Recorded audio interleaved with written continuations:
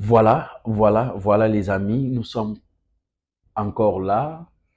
Nous avons pris l'habitude de réfléchir chaque jour dans notre chaîne Kibaka Télévision et République News. Nous avons fixé l'objectif que chaque jour, nous devons mettre des vidéos en réfléchissant sur l'économie. Nous avons constaté que notre pays, on ne fait plus de débats économiques, on fait que des débats politiques.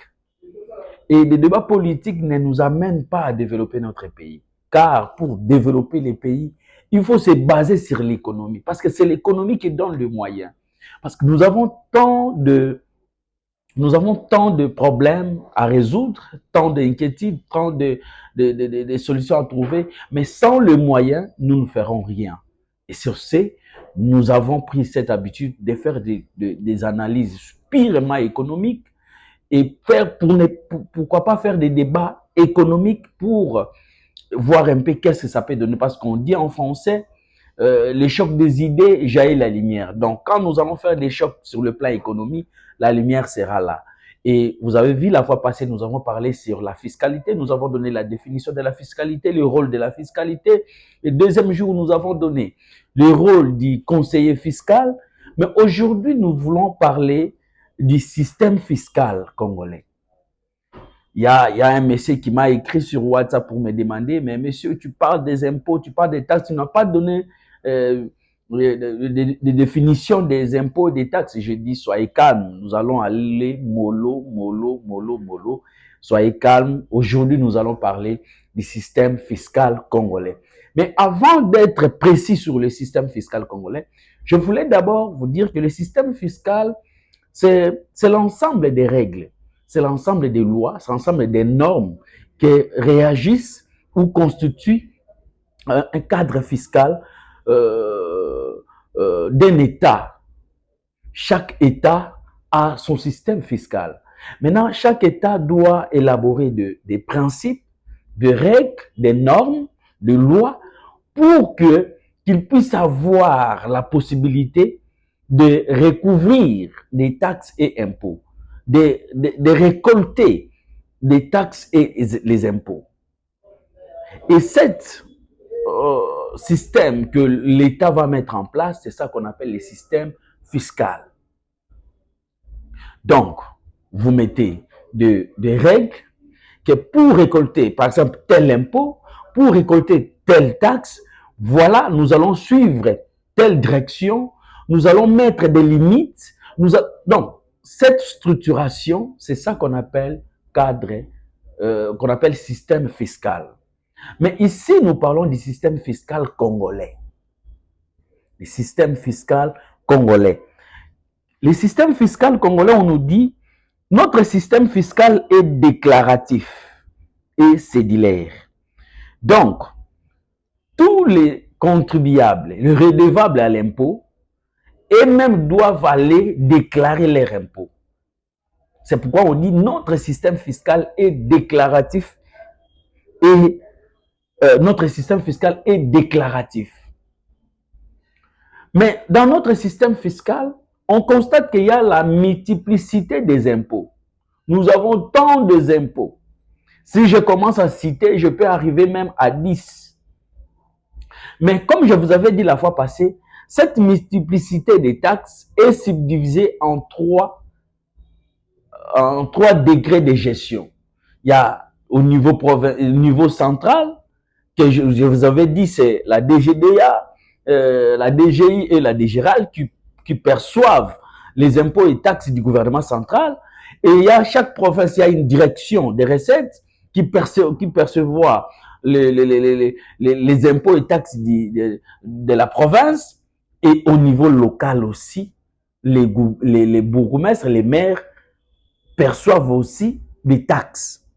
Mais ici, nous allons plus revenir à ce qu'on avait dit la fois passée, mais nous voulons vous dire que dans notre système fiscal que nous avons dit est déclaratif et cédulaire, que les contribuables, les redevables eux-mêmes doivent aller déclarer l'impôt et même ils doivent calculer ce qu'ils doivent payer. Mais tous ces impôts-là se sont divisés en deux grands groupes et 4 catégories des impôts. Le groupe, d'abord, je commence par des groupes. Notre système fiscal a des groupes des impôts. Les impôts qu'on appelle les impôts directs et les impôts qu'on appelle indirects. Dans les impôts directs et indirects, et nous avons 4 catégories des impôts maintenant. Il y a les 4 catégories des impôts, nous avons 1.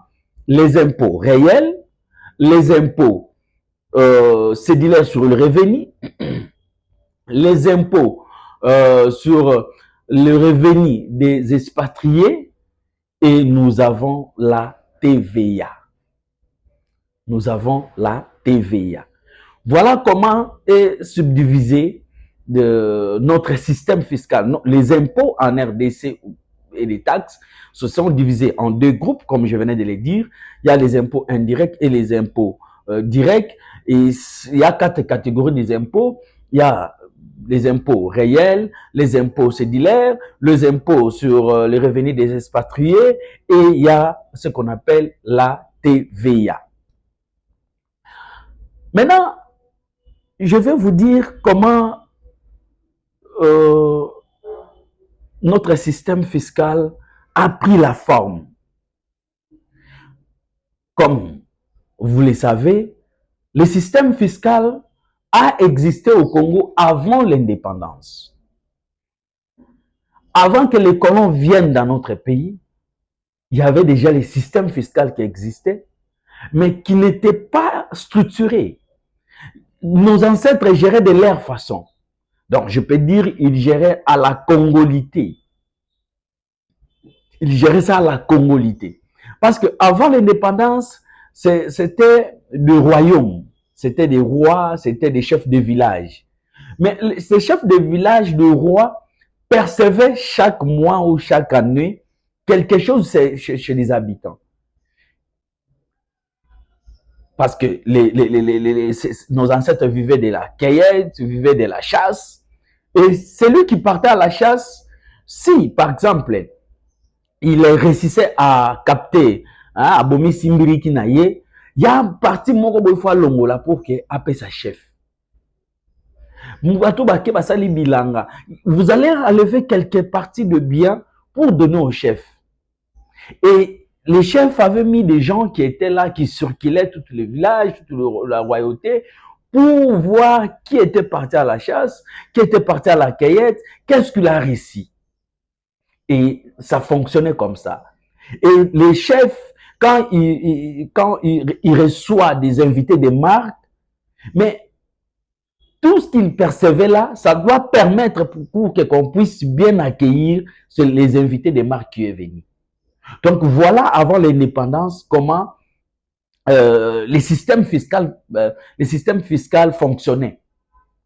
Et quand les Belges sont venus, les colons sont venus, les colons nous ont imposé, bon, c'est pas imposé parce que l'impôt a un caractère obligatoire. Les colons ont instauré l'impôt minimum, pour ne pas dire l'impôt individuel. Donc chaque Congolais payait l'impôt. Et cet impôt, c'est pour rafouer la caisse de l'État. C'est pour permettre que l'État puisse avoir les moyens. Parce que l'État, c'est une organisation. Mais cette organisation doit répondre à beaucoup de besoins que la population a. Mais il faut que l'État puisse avoir l'argent. Et c'est pourquoi les Belges avaient mis cet impôt individuel que les Congolais payaient pour qu'ils puissent répondre aux besoins des Congolais. Quels sont les besoins des Congolais? À cette époque, c'est tel. Il faut que l'État puisse construire des routes, l'État puisse construire des écoles, l'État puisse construire des hôpitaux, l'État puisse mettre la population dans de bonnes conditions. Et tout ça, ça demandait des moyens. C'est pourquoi les Belges avaient imposé ou avaient instauré cet impôt individuel. Donc, pour vous dire que l'histoire de l'impôt ou le système fiscal n'est pas quelque chose d'aujourd'hui. Ça a commencé depuis longtemps parce que cette idée a commencé, je pense que avant même la naissance de Jésus-Christ.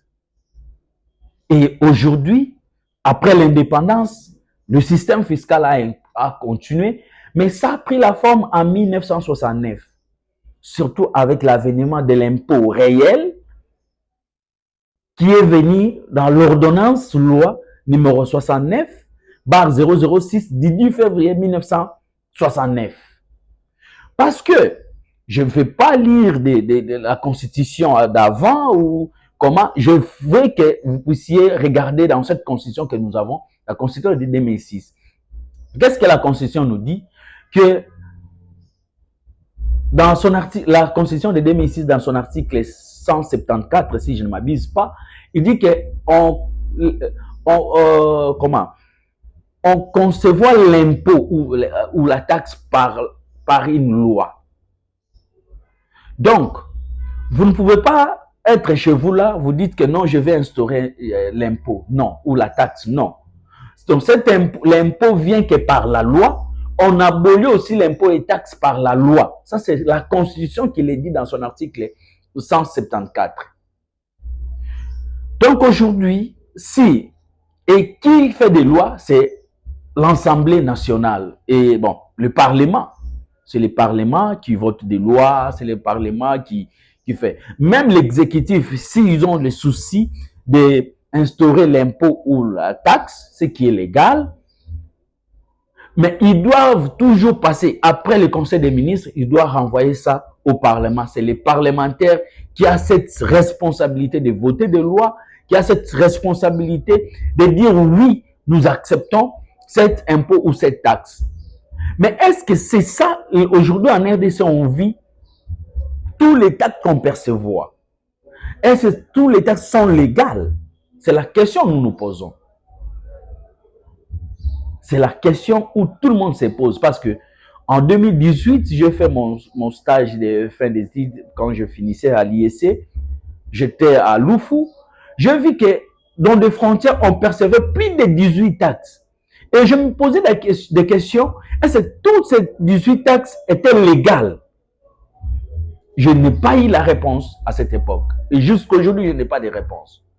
L'année passée, quand je lui salue le prof Daniel Mokoko Samba, mais avant lui, il y avait, si je ne m'abuse pas, c'est Vital Kamer qui était au ministère de l'économie. Avant Kamer aussi, il y avait un monsieur là qui était au ministère de l'économie. Ils ont supprimé certaines taxes pour encourager les investisseurs.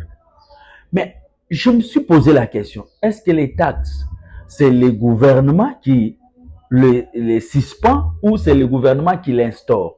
Parce que la Constitution, je venais de vous lire l'article 174 de la Constitution, dit on concevoir l'impôt que on élabore l'impôt par la loi, on abolit aussi par la loi. Donc le gouvernement, si le gouvernement a le souci d'enlever certaines taxes, il doit venir au Parlement pour que les parlementaires puissent prendre cette décision d'abolir ou non. Mais aujourd'hui, il y a un désordre dans notre système fiscal.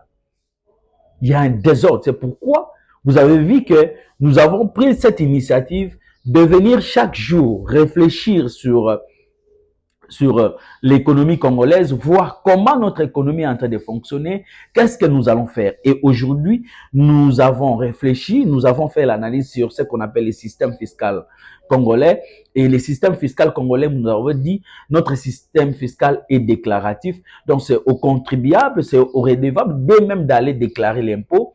Et nos impôts et taxes sont subdivisés en deux groupes. Il y a les groupes qu'on appelle les impôts directs et les impôts indirects. Mais tous ces deux groupes d'impôts se sont catégorisés en 4 impôts. Nous avons les impôts réels, les impôts cédulaires, les impôts des expatriés, les impôts sur le revenu des expatriés et la TVA. Donc prochainement, nous serons là pour vous montrer quels sont les impôts les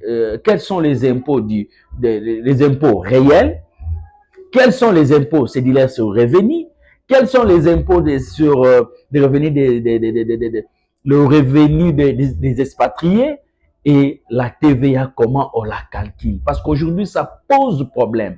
Les 16% de TVA, est-ce que l'État congolais aujourd'hui a cette, comment je peux dire, les 16% que percevoir les institutions ou l'État, est-ce que l'État est vraiment le vrai bénéficiaire de la TVA aujourd'hui? Depuis 2012 jusqu'à aujourd'hui 2025, quel est le résultat du TVA en RDC? Donc voilà ce que nous allons faire demain. Et je vous demande de s'abonner dans tous les deux chaînes parce que nous allons travailler en collaboration avec tous les deux chaînes.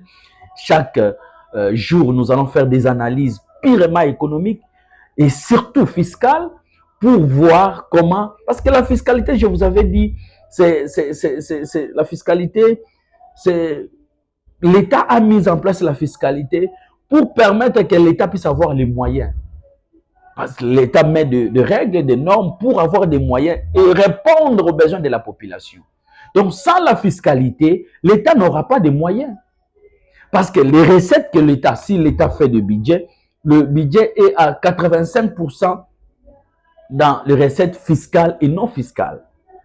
Maintenant, quels sont les moyens que l'État met en place pour percevoir cet argent?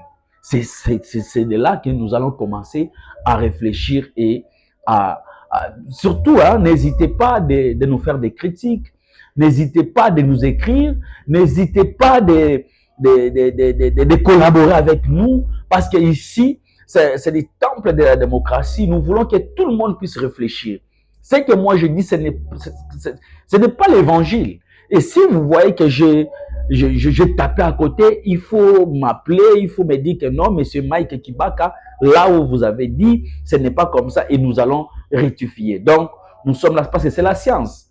C'est la science. Je ne suis pas là pour dire que non, j'ai le monopole de la fiscalité ou de l'économie. Non, nous allons réfléchir ensemble. Donc, toute personne qui a besoin de nous contacter, il peut nous voir sur plus 243 89 79 06 351 plus 243 89 79 06 351. Et là, vous allez nous écrire, on va vous répondre, nous allons discuter. En tout cas, je vous aime tous. Soyons plus sur nos deux chaînes de télévision, République News et Kibaka Télévision. Ces deux chaînes-là auront là essentiellement des débats fiscaux, des débats économiques pour qu'on puisse booster et surtout la jeunesse puisse comprendre comment on fait pour que l'État puisse avoir de l'argent. Et il y a quelqu'un aussi qui m'avait écrit, qui dit, mais cet argent que bazo mobilisé, ils ont qu'il na ba vol. Oui, toko koma pe wana. Wana zaba un civique. Mais l'idée principale, qu'est-ce que nous devons faire pour que l'État puisse avoir des moyens et répondre aux besoins de la population? Aujourd'hui, il y a tant de besoins, mais l'État n'a pas de moyens. Nous allons parler aussi du budget. Comment on élabore les budgets? Comment on contrôle les budgets? Tout ça, nous aurons le temps d'en parler, de réfléchir, d'analyser. Et ce n'est pas Kibaka seulement, ce n'est pas... donc, ce n'est pas moi seulement. Et nous allons réfléchir ensemble avec vous. En tout cas, restez bien. Nous sommes là. Je vous aime beaucoup. Appelez-moi, plus 243 89 79 06 355. Bye.